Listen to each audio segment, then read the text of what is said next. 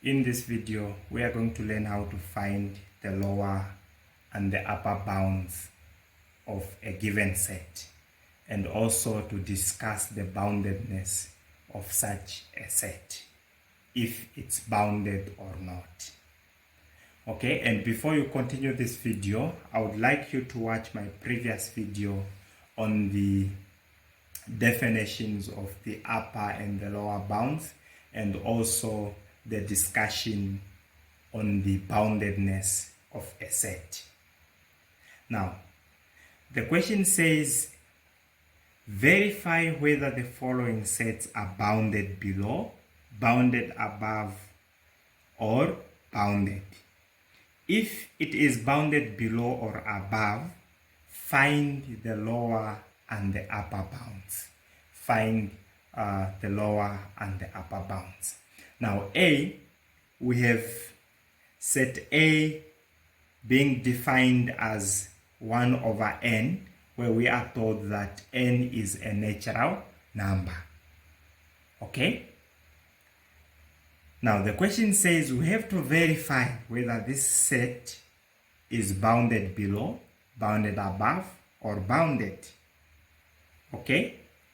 And if it's bounded below or bounded above, then we should find the lower and the upper bounds. Okay? So how do we do that? And you'll see that such questions in the exam, guys, they can go up to 3 marks or even 2. Yeah, 2-3 marks. Okay? If it's 4, then you'll be lucky, because it will be a bonus, because these questions are easy. Now, what is the secret? The secret is that we should find the first and the last elements of the set. Okay, we should find the first and the last elements of the set. Now, finding the first element is very easy, because we are told that n is a natural number. Okay, so to find the first element or the first term, we plug in 1, because natural number in this sense are counting numbers. Okay, 1, 2, 3, 4, all the way to positive infinity. And 0, guys, is not encoded. 0 is not encoded. So we don't regard 0 as a natural number. Okay? So to find the first element, we plug in 1 on n.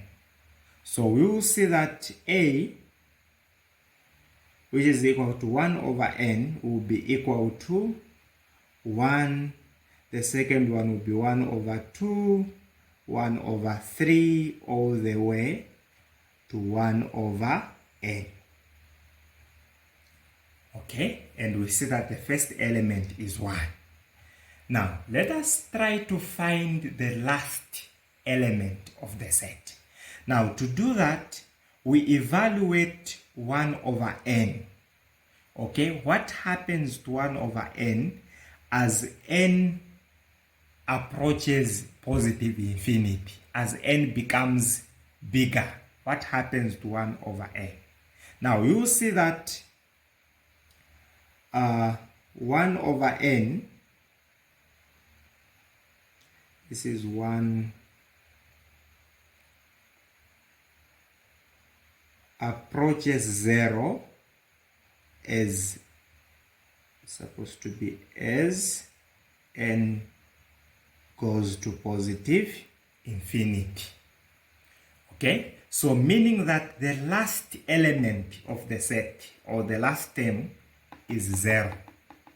The first one is 1 and the last term is 0. Now, how do we know which one is the lower bound and which one is the upper bound from the two?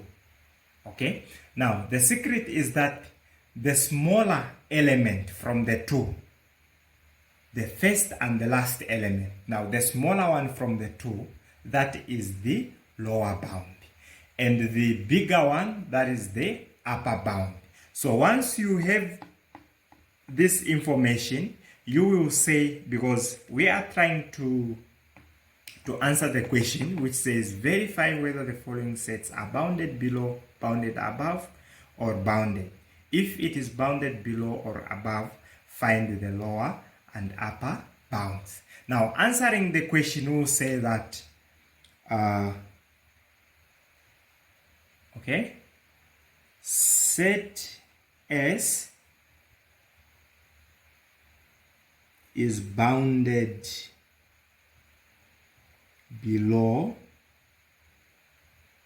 by 0, the smaller element, okay, and bounded above by positive 1. Okay, now since the set is both bounded below and bounded above, according to the definition of boundedness of a set, then we'll conclude that thus set A, this is set A, not set S, okay, set A is bounded. Okay, why are we saying that set A is bounded? It's because it is both bounded below and bounded above. Okay, then to answer the question fully, we will identify our lower bound. Lower bound is 0 and the upper bound is 1. Okay, and that is it. So that is how you approach such questions. Okay, now let us have example B. The second example, we have set B, okay, being defined as 2n plus 1 all over n plus 1, such that n is a natural number. Okay, so we do the same thing.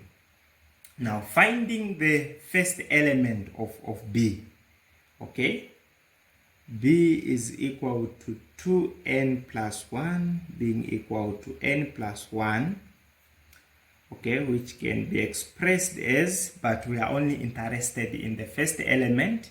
Now, to find the first element, wherever there is 1, we plug, wherever there is n, we plug in 1. Okay, because we are told n is a natural number. So this will be 3 over 2 plus, the list goes all the way to 2n plus 1 all over n plus 1.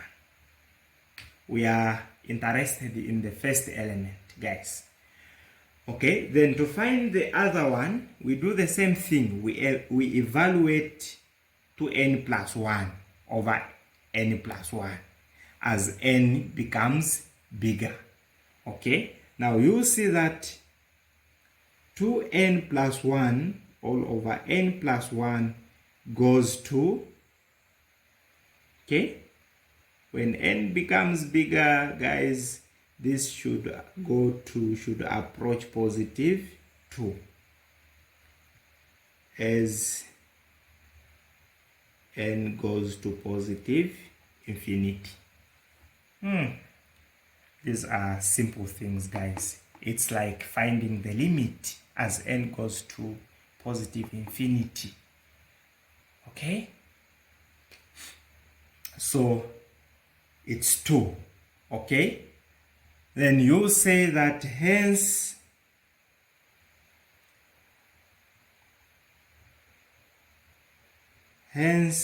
B is bounded below, we take the smaller guy, between 2 and 3 over 2, is bounded below by 3 over 2. Oh, you cannot see that. By 3 over 2. Now it's visible, né? And bounded above by positive 2. Okay?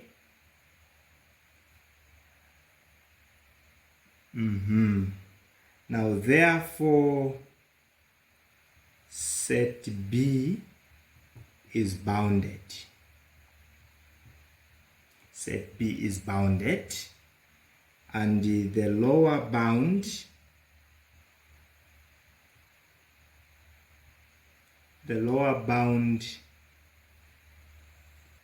is 3 over 2, and the upper bound is positive 2. Okay, so that is it. Now let us have two more examples. We now have set C as e to the power n, where n is a natural number. Okay, so to find the first element, we plug in 1. So we see that e to the n will be equal to 1. This is e to the power 2, e to the power 3, all the way to e to the power n. Okay, so set C can be expressed like this, where the first element is e to the 1, sorry, not 1. It's just e to the 1. Okay, now to find this last element, we try to evaluate e to the n as n gets larger. What happens to e to the power n? Now you'll see that e to the power n goes to positive infinity as n goes to positive infinity. Okay, for as long as n gets bigger, the whole term e to the power n will be getting bigger and bigger and bigger, approaching positive infinity. Okay, now what does this mean? It means that set C is bounded below by E. Set C is bounded below by E and not bounded above, because e to the n goes to positive infinity as n gets larger. So it doesn't have an upper bound. In other words, the upper bound doesn't exist as a finite number or as a real number. Okay, then we will conclude that hence, since set C is only bounded below and not bounded above, then hence set C is not bounded. Okay, we conclude that set C is not bounded because it's only bounded below, not bounded above. Okay, that is according to the definition on boundedness. Now let us have the last example. Set D, we are told, is anything from negative infinity all the way to positive 4. Okay, you see that we are given an interval, meaning it's all real numbers from negative infinity, from negative trillions and trillion there all the way coming to 100. Negative 100 all the way to 0 up to positive 4. Okay, and here since negative infinity is not a real number, it's always indicated as an open interval on its side. And we see that at 4, the interval is closed, meaning that 4 is included. Okay, now this one is very much clear in this form. It's very much clear and straightforward. So we will say that set D is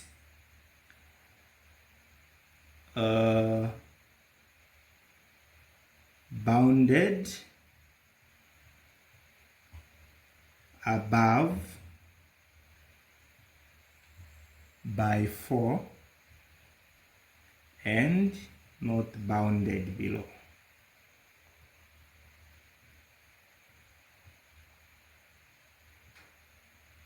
And not bounded below. And hence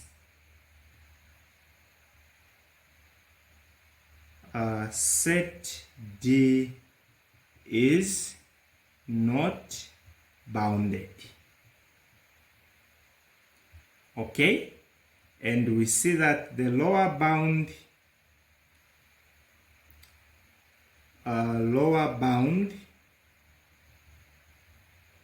since it's not bounded below, it means that the lower bound does not exist.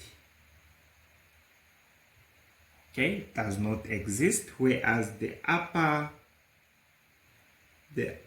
bound is 4. Okay, and also find the lower and the upper bound of set C. Okay, we omitted that. So that is how you find the upper and the lower bounds of a given set. Okay, and also verifying its boundedness or discussing its boundedness. Okay, now if this video was productive, please don't forget to ring the bell, subscribe to my YouTube channel for more math videos, and also don't forget to give it a thumb up. Thank you.